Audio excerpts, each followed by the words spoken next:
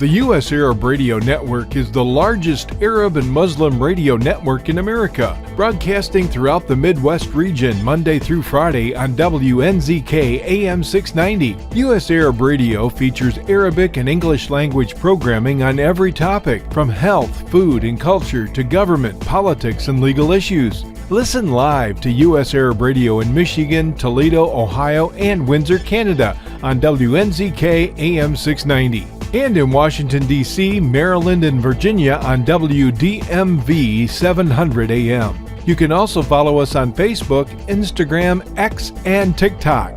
So join us every day on the U.S. Arab Radio Network and check out our website at www.arabradio.us.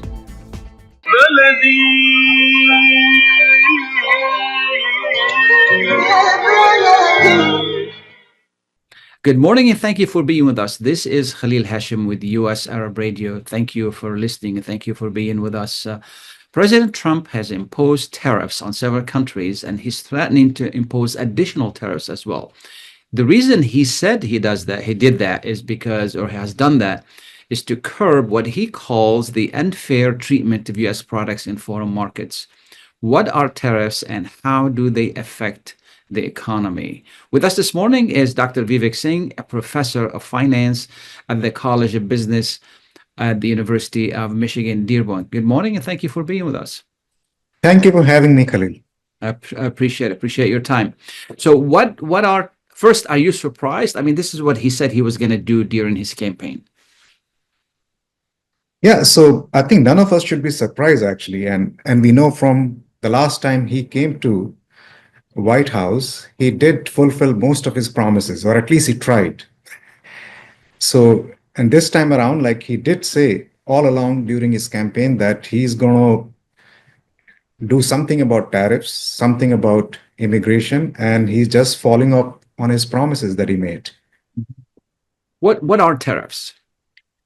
At the very simplistic level, Khalil, you can think of tariff as a sort of a tax that every importer has to pay to the US government if they want to import anything from foreign country. And so in other sense, like it becomes an added cost that the importer has to pay. And depending upon the market that importer is serving, like it's quite possible that much of the cost will pass down to the consumers. This is possibly the simplistic way of looking at the tariffs. Mm-hmm. Mm-hmm. Now, this really, I mean, if we're trying to fight inflation, this is not going to help. If Absolutely. the cost is going to go to consumers, this is not going to help. Yeah, so it's, Khalil, as I said, like, I mean, to the extent much of that cost is going to be passed down to the consumers, it adds an additional force to the inflation that we are already dealing with, at least in the US. Mm-hmm. Now, the problem with tariffs that I see from what I read is the retaliation with additional tariffs from other countries. That's even going to make it even worse, right? Yeah, that is the other possibility. I mean, you may think that you can impose tariff on Chinese goods or merchandise, or European goods or merchandise, or for that matter, any other countries like Mexico or Canada. And at the same time, you should be ready that there could be some repercussion in terms of retaliation. And again, to what extent these retaliations could happen, that again would depend pretty much on the bargaining power between the US and the other country, or the entire, say, European bloc. Mm-hmm. Mm-hmm. Out here, my guess is the calculation is, it's sort of cynical calculation on the part of the president that like America is too important and too big a market that these exporters would happily like absorb all the cost. And as far as consumers are concerned, they would pay a little bit more, but not as much, or in many cases, they might not pay. So the assumption out here is like the retaliation would not be as severe, or they will be muted, or simply the threat of like imposing these tariffs would somehow change the behavior in terms of all the unfair trade practices these other countries, like quote unquote, like these countries are doing for past so many decades. Yeah. What did this continues to come up, unfair trade practices. What are they talking about? I mean, that in general, like, I mean, there could be one way of discouraging import from any other countries by imposing these duties, these tariffs. And other way could be like you can, if you want some other country to come into your country and maybe set up something, you might have these conditions that, okay, you can only do it like if you are willing to pass on the technologies to us. You're willing to reveal your patents or scientific processes which go behind this whole manufacturing. So, which is a sort of like a strong arm tactics employed by many countries. And I'm afraid like you can fairly accuse China of that like they have done this in the past, and many other developing countries also do that. I mean, they would not let you come and set up your shop unless you do these kinds of things. And another example could be they might not be paying like the rightful wages to the workers that they employ in their industry. Yet another example could be like the state could be subsidizing much of their industries, thereby reducing the cost, which in turn makes it very cheap for those producers to sell it abroad. So, which is case in point is aluminum and steel. Like China is a big producer of steel, like and they have been constantly being accused of dumping that steel in rest of the world because the cost is very, very low. And part of the reason the cost is very, very low, they got massive subsidies from the government. Now, So these are all I'm sorry, go ahead. So these are all like different examples of unfair trade practices. So China could take their steel and then ship it through Vietnam, for example, whereas there are no tariffs on Vietnam. Yes, that is another way of avoiding the tariffs, actually. Yes, absolutely. You're totally right. Yeah. I mean, these are the kind of dodges many countries do. And in fact, like, I mean, on the other way around, like the kinds of restrictions we have put on China, like in terms of the chips. I mean, President Biden said that, okay, because of national security concerns, we are not going to let Chinese get hold of these very advanced chips. But China can buy it from, as you gave the example, Vietnam or some other friendly South Asian country. Yeah. So it becomes like it's just going to take a little longer to get there, maybe additional costs, but in many cases they can avoid these kinds of costs.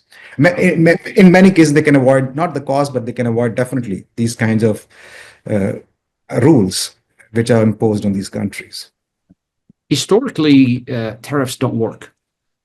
Absolutely. They have never worked, and that's why almost all economists, almost all of them, barring a handful like who happen to be in President Trump's administration, believe that they will never work. I mean, these are counterproductive in the worst, and like in general, like they're going to increase the cost in the short run, and in the long run, like they're going to harm the overall trade and the growth of the entire world, which doesn't help anyone.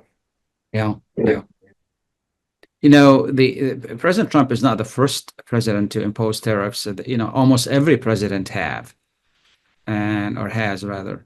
But this seems to be a little bit more forceful at the beginning of the, I want to impose tariff on this and this and this, or does it seem like it's more targeted at certain countries? How is that different from other presidents? So Khalil, like, I mean, I think you're absolutely right. For a long period of time, actually, like the tariffs were coming down. This entire WTO and before that, the GATT that we used to have, like, I mean, that basically helped reduce the tariffs in much of the world. But very recently, like these have come up like in last, I would argue, like 10 to 15 years, more like a political sort of tool to change the behavior on the part of certain other countries. And it's also true. I mean, I would not deny that like certain countries have engaged in unfair practices, sometimes at the expense of US. And that is also true. We can't deny that. But like you're absolutely right. I mean, these are more of a modern phenomenon made more popular by President Trump in his first regime. And now, as a result of that, like Biden, even though like he came from an opposite aisle of the political spectrum, but he continued many of those things. He did not Remove them. reverse. Yeah, he did not reverse because I think it's become more of a political tool in many sense that, okay, if you want to somehow stem the rise of, in this case, China, I think this one tool which could be used not to prevent the whole thing, but maybe to delay. Tariff is one way of doing it. Tariffs or simply putting controls on exports, what could be exported, what could be imported from these kind of countries. Yeah. Seems to me tariffs are political solution to a problem that they cannot solve. Yes. Khalil, so know how to solve, basically. Yeah, I mean, so there is like that is the whole problem. I mean, that's politicians, they look at the issue not from economic standpoint alone. There is always the politics behind it. So if you want to get Mexico to behave a little better in terms of not pushing drugs into US or not pushing these illegal immigrants, I mean, you've tried everything, but like maybe let's give it a try on this tariff too. Like maybe if you don't behave, like we're not gonna invade you, sell anything to US. Don't let these immigrants to come, like illegal immigrants. Come. Which is, this is totally different topic. But before we get into the immigrants topic, to me, the concern to me is that tariffs and severe ones do slow the economic growth. Absolutely. And it has been proven like that. Yeah, absolutely, Khalil. That is the bigger point in the long run that has been documented by almost every study that has ever been conducted. That in the short run is going to simply shift the winners and the losers. Like some domestic producers might win because they don't have to compete with these overseas exporters, those who were exporting to your markets in the past. But on the downside, first of all, like, I mean, you're protecting these kind of producers. Like these are probably not efficient on their own. That's why like you have to protect them by doing this. So you are promoting inefficiency to begin with. On top of that, like it's almost always the consumers end up paying a lot more for that. So, I mean, if the consumers are paying a lot more and if these producers are being made more inefficient, I mean, it's obviously going to drag down your economic growth. On top of that, the other incidental effect, which typically happens in the case of, say, US, is that your currency will generally get stronger. So you can cut down your imports perhaps by making them more expensive, but at the same time, you're making it much harder for your own producers to export elsewhere. So your imports come down, but your exports come down too. So like, which is going to take away all the growth from the economy. And not to say that the consumers are paying a lot more for something they need not. Yeah. We're going to take a short break. We'll be right back. Please stay tuned. Welcome back, and thank you for being with us. We're discussing tariffs with Dr. Singh, and the biggest concern or the surprise is the one. Normally people use tariffs for economic purposes, and then President Trump seems to be using them for other reasons, such as illegal immigrants and so forth, the borders and all of that. That doesn't normally. I mean, if Canada and Mexico don't want to cooperate, that's going to be disastrous. Yeah, Khalil, I agree. But as I said, like, I think the calculation on the part of the president is that these economies are so much dependent on the US that they can't afford to not cooperate. And we see some of that happening. Like, I mean, both the countries have come back and shown that they are willing to negotiate and talk with the president, and so that they can at least dampen, if not totally prevent, the tariffs that President Trump is thinking about. So in the case of like, so this is the entire calculus. Like, I mean, you can get away by imposing it on certain economies which are so dependent that they can't survive. But it's very, very difficult for a country like, say, China. Like, if you say that, okay, we're going to teach Chinese a lesson. I mean, China is the second largest economy in the world, and pretty much like the big factory of the entire world. Like, I mean, if they started retaliating, or they simply started saying that we will not do any trade with you, like we will not let anything come to US that you need. I don't know how the American consumers will survive. Absolutely, and a lot of people don't understand the fact that for America to start creating factories for these things that we import very cheaply from China, Yeah, it's yeah, going to take time, and once we yeah. make them here, they're going to be a lot more expensive.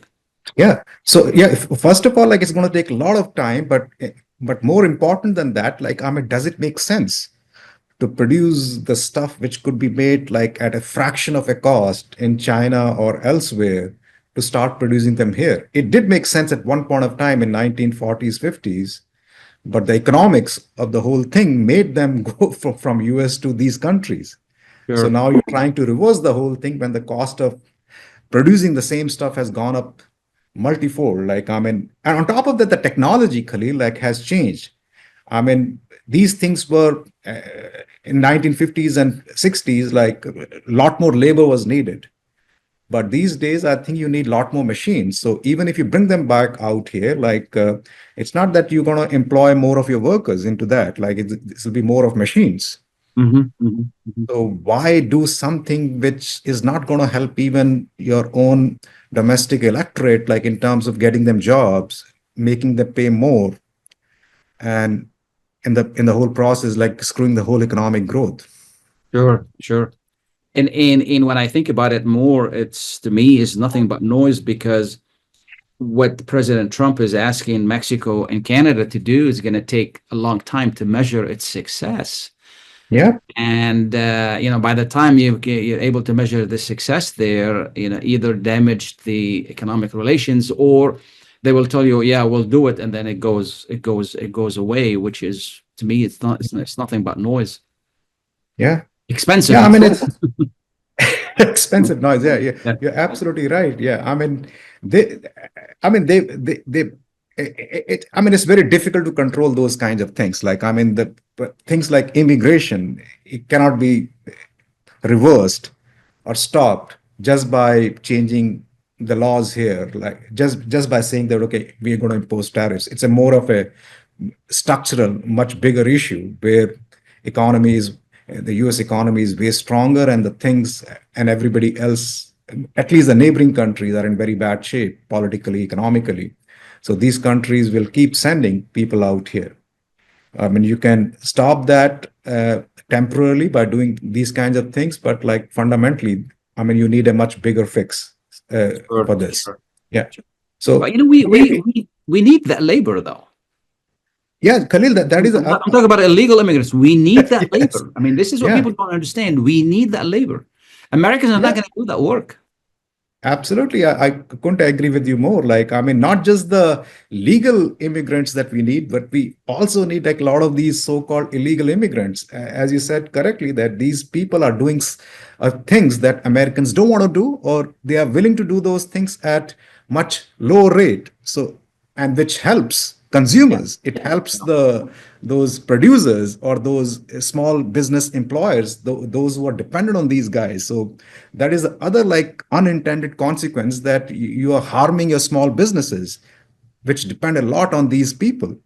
And what about the consumers? Like, I don't want to pay like $20 for something which I could easily get it done with, say, $5 or $10. Either you should find a legalized way of bringing these people. As I said, like that is the way to do it. Like, you should have more uh, passes, work permits, or things of that sort by the Congress. And but if by doing this, you're not helping anyone. And No, no, the amount no. of resources, Khalil, like which are needed to get hold of all the so-called illegal immigrants, that's you're talking about a lot of money which is being used by which is being spent by ICE, and on the other hand, they're talking about like reducing the cost for the government, but like this is a massive expense which is being carried out. It's been a month since it started, and it has not been proven a success. The numbers have started maybe 1,000 a day. Now they're dwindling to a few hundred a day. And then what are you going to do? I mean, you're taking these people, put them in a Guantanamo, and what are you going to do with them? And all they needed is 30,000 people, far cry from the 20 million he wanted to. I don't know where he got that number from, but, so it's really unfortunate. Yeah, Khalil, I mean, that's where I think your argument about noise becomes very credible out here, that like this is more of a noise. I mean, you made some promises, so you try to show that, okay, I'm trying to do what I promised, but like somehow it's not working. I mean, and again, they're already shifting the blame on others.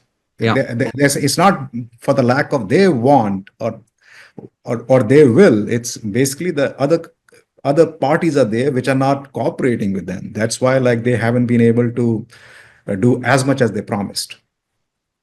It's very unfortunate. I've always viewed the immigration issue as I mean, every country has a right to say who's going to come in, who's not going to come in. This is every country's right. But in America, and specifically in America, and in some other countries as well, I see it in the Middle East as well. But the Middle East has done a better job, the Gulf countries, of managing immigrants to work for them and leave, because all they want to do is work and leave and feed their families.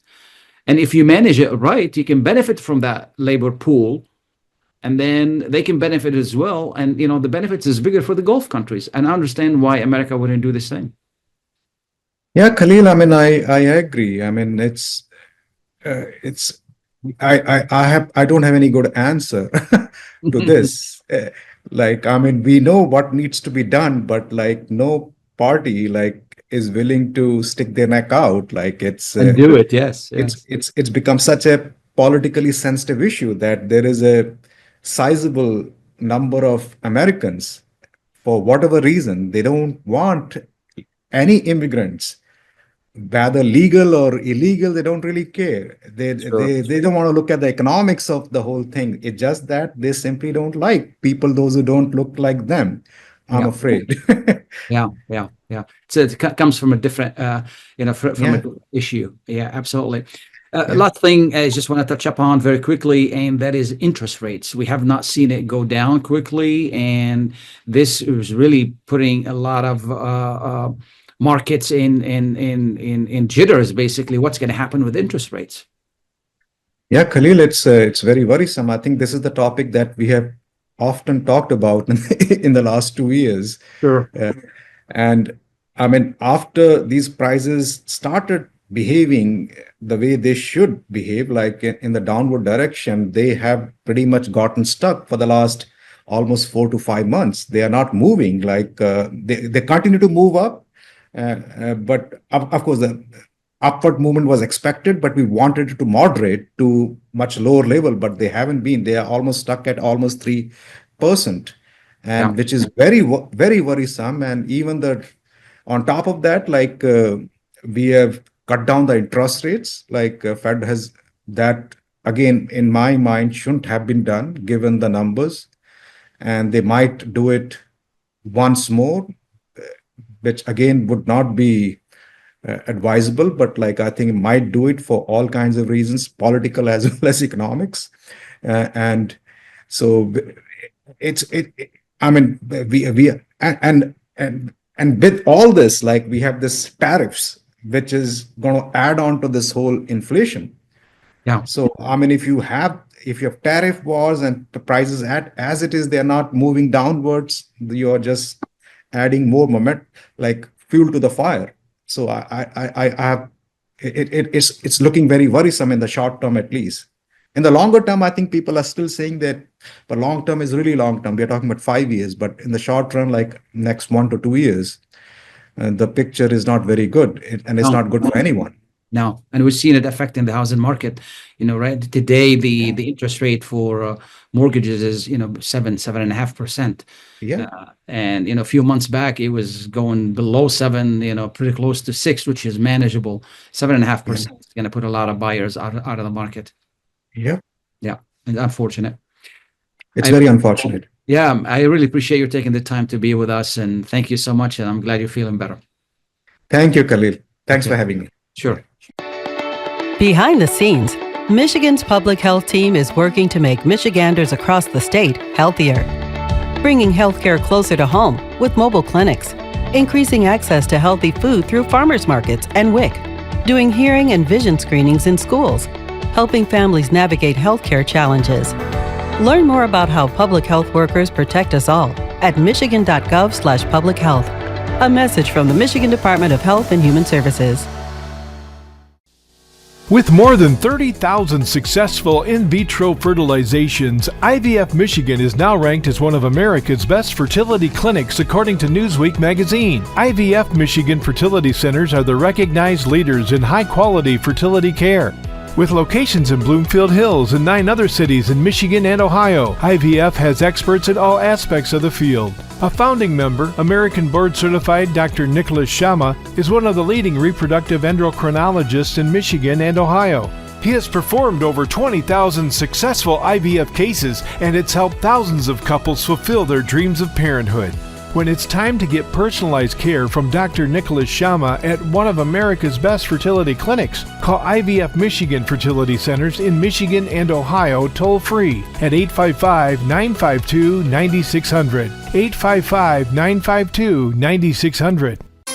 Michigan's winter forecast is snow, snow, and more snow. And for a little variety, ice.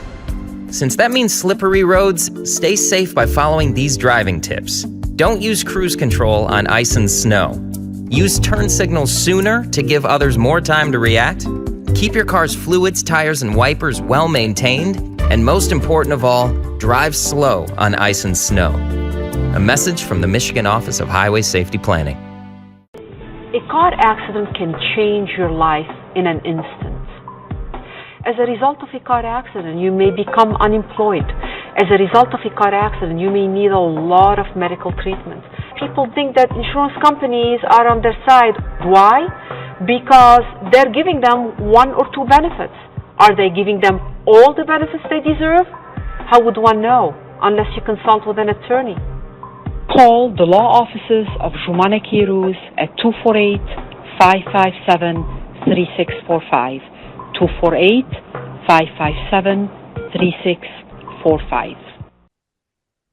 Welcome back, and thank you for being with us. This is Khalil Hachem with US Arab Radio. We're going to continue talking about finances, and now we're going to be talking about interest rates. We were hoping that we'll see more cuts, but they have not happened yet. Hopefully that they will happen soon.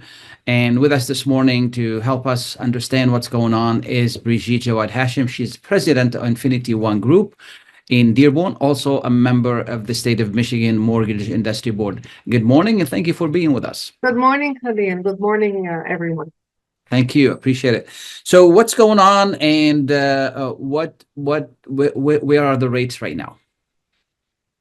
Well, we were hoping, like you said, the rates were going to be lowered last month, but it wasn't. As you know, prime rate is at 7.5. It went down a little bit from previous months, but the rates are hovering between 6.75 to 7.5, depending on if it's FHA, conventional. Where are the rates going? We're not sure. With what's going on, new administration, changes in the economy, changes in some industries, we really don't know. This is the first time we don't know how things are going to go the next few months. Mm-hmm. When you say 7.5, we're talking about the 30-year. We're talking about 30-year fixed conventional. They're running around 7% right now. FHAs are slightly low, but rates, the base rate, those change based on credit scores, down payments. There's a lot of factors that change these rates once an application is in for a mortgage. How's the market right now? I mean, are you seeing more people applying for or less people applying for mortgages? There is a high demand for housing, as you know, and there is also not much supply of housing. In reference to rates, it's kind of been dormant a little bit the past month or so. I haven't seen too much activity, but I noticed a little uptick this week in mortgage applications, where eventually, even with the rates being high, everybody needs a home. So Sure. that's going to be a factor. That important thing is you get the house, you get in, and then think about refinancing. Hopefully, rates will go down in the next year or two, or the next 2 months. But I don't see them going down too much. Yeah. We're hoping they stay around maybe 5 to 6%. That could be a possibility, but that's going to take some time. Yeah. That's a much better rate than 7 and 7.5. It's going to bring a lot more people in. Now, when we're talking about the rate, two things is that affects the payment, also affects the amount a person can borrow. Is that correct? Yes, definitely. Yeah. Could you give us an example? If the rates are, of course, $300,000 mortgage, 7% is completely different than a $300,000 3% or 4%. Yeah. It's going to be at least $200-300 a month difference in difference, in payment. Yeah. So you can, with a lower rate, you buy more of you get a higher mortgage. With a higher rate, you get a lower mortgage. They kind of balance off each other. So I would say like a $300,000 mortgage on a lower rate will be equal to a $200,000 mortgage on a much higher rate, payment-wise. Payment-wise, yeah. But, you know, at the end of the day, if somebody needs a home, they need a home. They can always refinance because, you know, historically rates go up and down. Yes, I've been in the industry for about over 30 years, and I have seen 9 and 10% fixed rates. But at the time, adjustables were very common, and they were much more compatible and competitive than what they are today. And I've seen them go up and down over the years.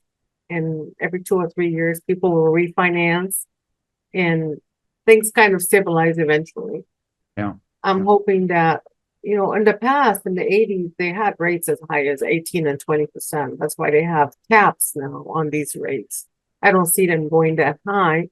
And we're hoping that things settle down this year I'm assuming towards the end of the year, we probably would have lower rates because the new administration is trying to kind of move the industry a little bit, and they're really pressing for lower rates.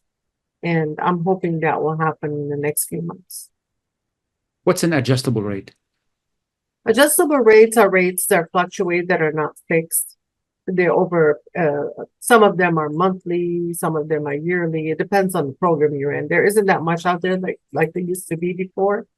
But they're fixed for a year, then they go up, and there's a cap on them normally, and there's a lifetime cap also. Most of them have lifetime caps of, so if they start a little bit lower. They used to start so much lower than what they are now. Right now, as I told you, they're not as competitive. Maybe you can get a 5% rate and adjust to 6%, and then the year after it adjusts again. It could go as high as 11%. So it's something that follows the prime rate, and it's not a fixed lock rate. They do vary. Some of them 1 year, you know. Yes, we have 1 year, 5 year. 3 years, 5 years, 7 years, but they're locked in for 3 or 5.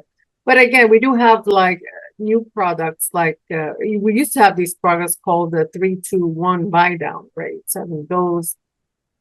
Some lenders were offering those where you start, let's say 4%, then 5%, then 6%, and you're locked in for 28 years at that rate.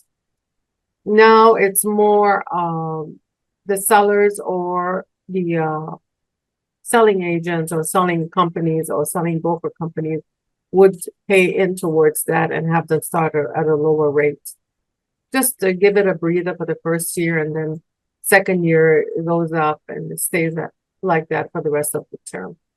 But in general, whoever takes a mortgage at a rate like 5 or 6 or 7, eventually when the rates go down, they refinance. Mm-hmm. within a 3-year period, I've seen refinances. The only ones that are not going to refinance are the ones that are locked in when we had the 2s and 3s. For a lower rates. And that's creating a problem because those that have 2 and 3s don't want to move out of their house and go buy a house more expensive and end up paying 7%. It won't make sense for them. Yeah. Will we ever see the 3 and 4? Oh God, that's kind of like a historical record. 3 and 4. I don't. 2 and 3. 2 and 3. I doubt it. Maybe. I mean, there's none. Never say. Yeah, never say never. Well, never say never. So I don't see it in the immediate future. I'm hoping we get down to like 5, which is kind of okay. That's normal, isn't it? 5, 6. Kind of like 5, 6 is okay. You can swallow that, but when you 2, I'm hoping that will help a lot. Yeah. We never know what's going to happen in Washington, and hopefully they'll make the right decision and move the market forward a little bit. Yes, it has been a very, very challenging year. Yeah, absolutely. The housing market and the interest rates. Final thoughts? Well, we have to take things day by day. Yeah. Life goes on. Everybody needs housing like you need food. It's a matter of adjustment to what the reality is on today's market. So it's still better than renting. Yeah, definitely it's going to be much better than renting. Even renting is expensive now. It's as much as having a mortgage, because the cost of housing is very expensive between property taxes, insurance payments. It comes out to what the difference is. You have a home, you have a peace of mind, you have a place of your own, you have an investment. It's one of the biggest investments that somebody can do is have their own home or other properties. Absolutely. If somebody have any additional questions or they need a mortgage or to refinance, how can they reach you? I can be reached at, I'll give my mobile number out. It's 313-825-4187. Okay. Again, 313-825-4187. Thank you. Consultation. Yeah, I appreciate it. For any additional questions, please call the number. And I appreciate you taking the time to be with us, and hopefully the rates will go down and that will benefit everybody. Yes, we hope so. After all, everyone deserves a home. Absolutely. Yeah. Thank you. Okay, thank you. As the weather gets colder, it's a good idea to layer up with scarves, hats, and mittens. Another layer of protection this season is to get your flu and COVID-19 vaccines. You can get both vaccines at the same time. Talk to your healthcare provider or learn more at michigan.gov/COVID-flu-RSV and layer up for some added peace of mind. A message from the Michigan Department of Health and Human Services. Life for Relief and Development has now been rated as one of the best charities for humanitarian aid. Life's humanitarian projects span the globe, and Life is celebrating its 30th anniversary of providing essential life-saving aid to people and communities in 36 countries, regardless of race, color, religion, or cultural background. Where there is life, there is hope. And when disaster occurs here or around the world, including being one of the first responders to the Turkey-Syria earthquake crisis, Life for Relief and Development rushes in to provide food, medical aid, and shelter to those in need. We are looking to help the earthquake victims, and we take 0% overhead on emergency donations. So please help improve these efforts. Learn more about our involvement to help the helpless and bring hope where it's needed most, and make your tax-deductible donation to Life for Relief and Development now at lifeusa.org or call 248-424-7493. That's 248-424-7493. At Top Rehab Physical Therapy Clinic in Dearborn, we provide effective physical therapy sessions in order to limit pain and discomfort. Top Rehab provides physical therapy care for any diagnosis prescribed by a physician, and we regularly see and treat conditions such as stroke, TMJ, fibromyalgia, sciatica, joint pain, and more. We use a variety of pain management methods, including modalities, soft tissue mobilization, and therapeutic exercise. If you're in need of physical rehabilitation or physical physical therapy, get the highest quality health care at Top Rehab. Most insurance is accepted and we're open Monday, Wednesday, and Friday 8 to 6, Tuesday and Thursday 8 to 5, and Saturday 10 till 2. Call for an appointment today at 313-846-0555. That's 313-846-0555. Choose Top Rehab Physical Therapy Clinic on Michigan Avenue in Dearborn. Life's too short to be in pain. Every year in Michigan, approximately 3,000 people die of drug overdose. Today's drugs are more addictive and deadlier than ever before. Most street opioids tested contain a potentially lethal dose of fentanyl. Drug overdoses are preventable. Keep naloxone on hand. Together, we can change the statistics. Learn how to save lives at michigan.gov/SUD. A message from the Michigan Department of Health and Human Services. Welcome back and thank you for being with us. This is Khalil Hachem with US Arab Radio. And we're going to continue talking about financial aspects, and now we're talking about taxes. As you well know, the end of January, early February, that's the time when everyone has to file for taxes from now till mid-April. With us this morning is Nirmeen Collier. She is an accountant and an owner of a tax preparation business in Dearborn. Good morning and thank you for being with us. Good morning. Assalamu alaikum. Thank you so much for having me. Absolutely. So, the season started and I'm sure a lot of people have a lot of questions. And just give us first, when did it start and when is the deadline? And then we can talk about how to prepare for the tax season. Sure. The deadline for any tax return is April 15, like it has been for many years. There is an option for people who are not ready to file their tax return. They can extend for 6 months, and their new deadline would be October 15. But if they do owe any money, they must make that payment before April 15 or by April 15. But those would have to pay any money owed to the IRS, or how does that work?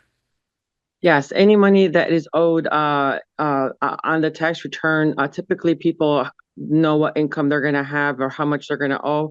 So they would have to make that payment by April 15, even if they file for an extension to send the file by October 15. Yes.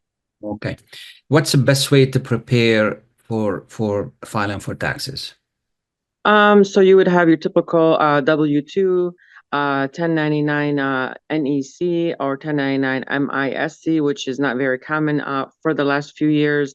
If you have any rental properties, if you're a landlord, you would have to get your mortgage statements, your summer and winter property taxes, student tuition statements if you are a student or if you have children that are students. And then if you paid any interest on student loans, those are also deductible. Okay. And when is the best time to file?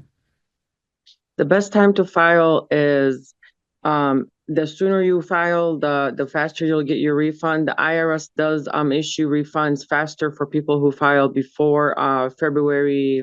I want to say the end of the first week of February. Those people will get the refund faster. But if you do have children or dependents on your tax return, you have to wait a little bit longer towards the end of February to get your refund, no matter how early you file.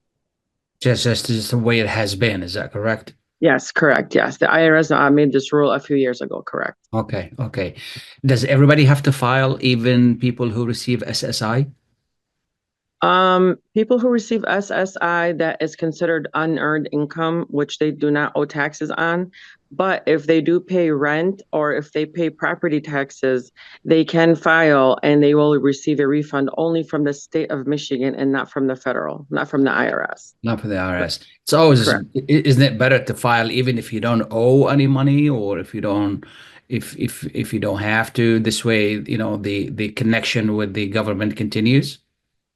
That is recommended, yes. So that they always have a track of what you're doing and your money. If at any point your tax return is required for purchasing a home or anything like that, it is, it's already filed and you don't have to rush to do stuff like that. So, yes, it is recommended to file your taxes even if you don't owe any money or even get a refund. Today there are a lot of software online. The IRS, will ask you to file online. What are the benefits of working with an individual instead of trying to do it yourself? Because I tried to do it myself one time and I messed it up, and then the IRS charged me for doing my own taxes. So Yes. what are the benefits of working with a professional instead of trying to do it on our own? That's a very good question, Khalil. So the key benefits are we ask questions to make sure that you are getting the maximum refund and that you are getting the credits that you deserve for your file. And then another benefit is the accuracy of the data that is being inputted into your return. So we double and triple check our work before we submit the file. We ask many questions. And then the third and most important one is the convenience of the client being able to ask questions for their current tax return or for any future plans they may have. If they're wanting to open a business in the future or if they want to get a business partner, you can ask any questions and we are more than happy to answer anything for a current or a future tax year. Wonderful. Now, if I have a children and they're earning money, 16 years old, they're earning money, and for the year, do they have to file separately? Can they file with me? What's the ramification there? A child that earns less than $14,600 for the tax year 2024 will not owe any taxes, but they should file a tax return to get the refund for the taxes that they did pay on a W-2. If they earned money on a 1099, they have to file a tax return if they earned over $400. And then if they earned money cash, cutting grass, shoveling snow, doing things that children do in the winter or in the summertime, anything over $400 does need to have a tax return. If they have unearned income, for example, like dividends or interest, some parents, they have bank accounts for their children and they earn interest on them. They have savings accounts. Those savings accounts, if they earn over $1,300 for the year, they do have to file a tax return. Anything less than $1,300, they do not have to file a tax return. And they can file with me. They don't have to file separately. Is that correct? You can claim them as your dependent.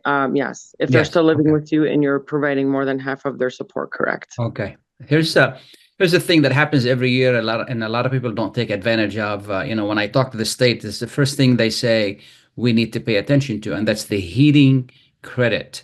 What's the income limit for somebody to qualify for the heating credit, and what is the heating credit anyway?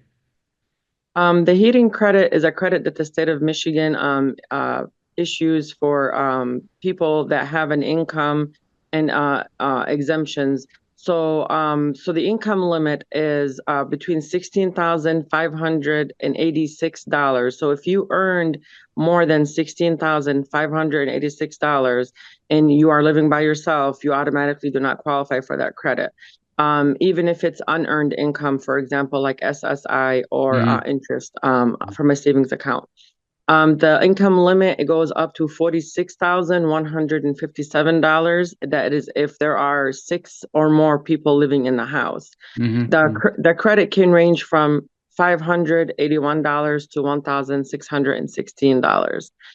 And then there is a deadline for the credit, which is September 30 of every year. There are no extensions for the home heating credit. The state does not allow any extensions. Okay, sounds good. Is there any other issues that I didn't, ask you about that people really need to know this season? So one credit that a lot of people are not familiar with is if you buy an all-electrical vehicle, there Okay. is a credit of $7,000. But there's a lot of paperwork into that from the dealership that has to be done. And then we need those paperwork in order for us to process that credit. Okay. Sounds good. Are you accepting new clients, and where you're located if somebody has any questions? Yeah. We are accepting clients. We are located on 2018 North Telegraph Road in Dearborn, right at the corner of Telegraph and Ford Road. We are in the same building as Harry's Army Surplus and Madish Hijab. We are on the second floor in Suite 3. Our phone number is 313-444-2114. Again, that's 313-444-2114. Wonderful. Do you require appointments? For in-office meetings, yes, we require an appointment, and you can make an appointment directly from our Google page. We have an appointment link. You can click on the link. It takes about 30 seconds to make an appointment, maybe less. And if you want a virtual appointment, we can do your file if you email us, or if you send it via WhatsApp to the phone number that we provided, the 313-444-2114 number. We can do your file virtually. You do not have to come in, and then you can sign for your file directly from your phone, and then the form will come back to us, and then your file will be submitted immediately. And we take about typically 24 hours to finish a file from beginning to end once we have all the documents. Wonderful. Could you give us the phone number one more time, please? Yes, our phone number is 313-444-2114. Nirmeen Collier, thank you so much for being with us. We really appreciate it. And good luck Thank to you so much for having me. I really appreciate it. Thank you. Absolutely. Bye now. Bye-bye. Hey, Michigan, let's think beyond the sink and learn where the water your family drinks every day comes from. Private wells and public water supplies allow homes across Michigan to draw water from different sources, like lakes, rivers, and groundwater. Tap into the facts about your home's water source and learn about your home's water quality to protect your family's health. Visit michigan.gov/care for MI drinking water. A message from the Michigan Department of Health and Human Services. Ziyad brand. Quality products from our family to yours. Ziyad Brothers Importing offers the finest quality products, including brands like Sultan, Kraft, Nestle, Hook, Rico Picon, Donna, and many more. Ask your retailer to carry these fine products because you deserve the very best. For more information, visit our website at www.ziyad.com. That's www.ziyad.com. Ziyad, quality products from our family to yours. Are you going to start a restaurant or grocery store soon?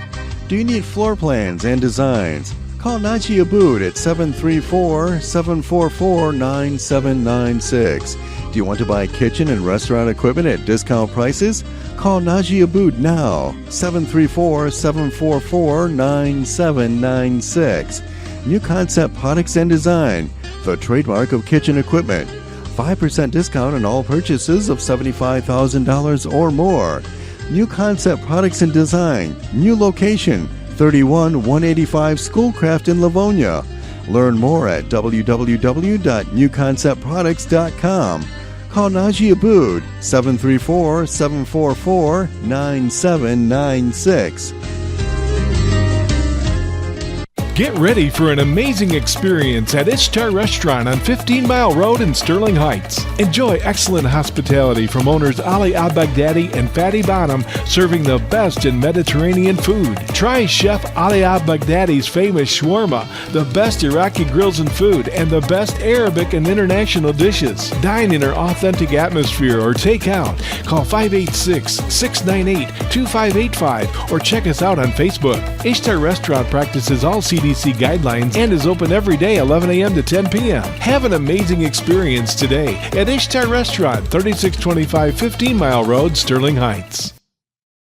Thank you, Nirmeen, for this wonderful information about taxes. And I just want to share with you, I used to do my own taxes. I did it for a few years. And then one year, the IRS called me, or they wrote to me rather, and they said that I didn't do it right. They went ahead and did it for me, and they charged me for it. So ever since, I've been going to a local person And it's a good thing for two reasons. Number one is we promote local businesses. Number two, and it's very important to promote local businesses because if they spend money, they spend it in the community. We spend money with them, they spend it in the community, and that's good for the local economy. It's good for everyone.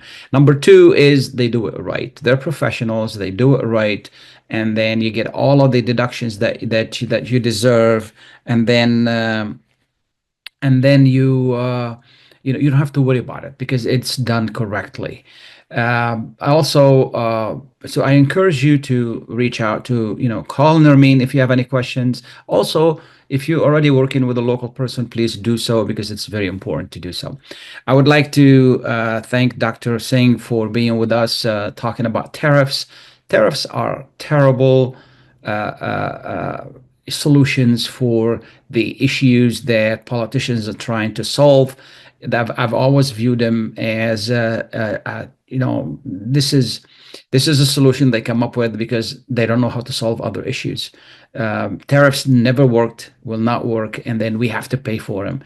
Basically, President Trump promised us to bring prices down and tame inflation. Tariffs are not going to do that. Tariffs is going to bring prices up, going to push prices up, and then inflation is going to get worse. So hopefully, we pray that things have a change in Washington, and then they don't use and they don't impose any additional tariffs, and then find a solution to that. Lastly, I would like to thank Brigitte for being with us talking about interest rates. Interest rates is something very, very important for the housing market. Housing market is the biggest economic engine in the United States. So if those numbers, right now in 7.5, it's pretty high. If we like to see it between 5 and 6, we like to see it below 5. The lower it is, the better. But reasonably needs to be between 5 and 6. And the President Trump promised us during the campaign that he will do something about it. We haven't seen anything done yet. We hope that they do something about it soon because it's just not going to help a lot of people. We have a housing crisis. We don't have enough homes on the market, and then the prices are very they're high, and then rental is very high too. And it's very difficult if people who need homes, they need a place to stay. And there's nothing better than the American dream, realizing the American dream of having your own home. And to do so, prices and interest rates have to be better. And this is how, what does interest rates really, actually, there are two things that are standing in the way of improving the housing market. Number one, interest rates, because people who have 2% and 3% and 4% interest rate on their home, they're not going to sell their home and go get another mortgage at 7.5%. They're not as motivated unless they have to. And we can make the argument that yes, they can do that for now and then they can refinance later, but they're not going to be motivated. So this is going to affect how many homes and the number of homes on the market, and that's going to affect the price, because if we don't have enough homes on the market, the price is going to go up. The other thing is that if the Trump regime continues taking immigrants out of this country, those who do work in the housing, building homes, that's going to affect the building of new homes as well. So the number of homes on the market are going to be shrinking. I hope that the lawmakers in Washington will come up, will make better decisions in which that help the economy, whether it is tariffs, whether it is labor, whether it is interest rates. So far, we haven't seen that. The immigration issue is a very involved issue, sometimes emotional issue. We're not going to open it right now. All I worry about is labor. How can we make sure that we have good labor in this country?